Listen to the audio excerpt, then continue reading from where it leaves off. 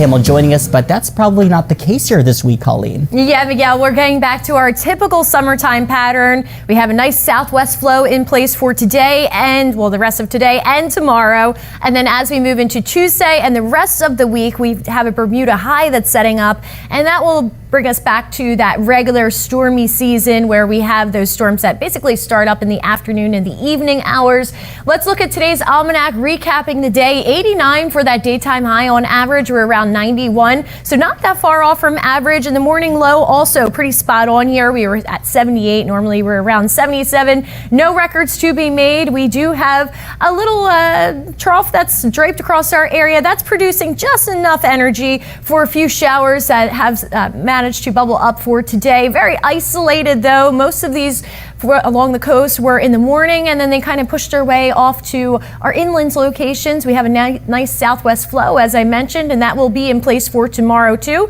So for the weather tomorrow, very similar to what we had for today. Lots of humidity out there though. Now, Chantal did make landfall today as a tropical storm, but since then has been downgraded to a tropical depression. Still a big threat for flooding in North Carolina and Virginia. Eventually this is going to get absorbed, but that system still has a little bit of energy out there, bringing that flash flooding threat to those states. And also anybody along the East Coast, there's also that risk of some rip currents and rough surf due to Chantal. All right, so tropical update for the rest of the basin here. Nothing else is expected to develop, at least in our part. Now, the Pacific is a little bit more active and has been since the start of the season, but we don't have anything to worry about in the Atlantic, the Caribbean, or the Gulf, at least for now. Of course, we are keeping an eye on it. Temperatures right now still in the upper 80s, close to 90 degrees for many locations like Lakeland, Newport Richey, sitting at 87 and 88. Along the coast, feeling a little bit better. We have that Gulf temp at 87, but again, with those southwest winds,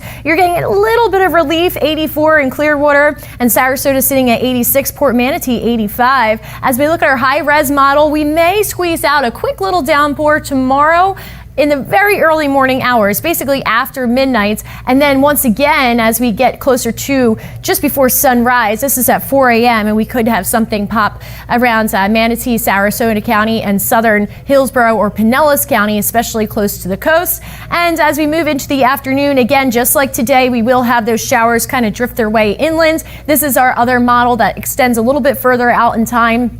Looking at 3:30 tomorrow around Polk County, Highlands County. You guys may get a brief little downpour out there for the late afternoon into the evening hours. Again, a copycat forecast from what we had for today. For tonight, 79. Again, we have that very low rain chance, mainly in the overnight hours around 2 to 4 a.m. Some of you may hear a quick pour out there if you're up bright and early or before the sun's even up itself. Tomorrow, 90 degrees, hazy, hot, and humid. And again, we have those PM showers that will be on the way, just like today. 7-day forecast here, nice and quiet finally going into this week. We have low rain chances up until about Thursday. And remember, we have a little bit of a pattern change, but it's not bringing us anything too concerning for this 7-day forecast.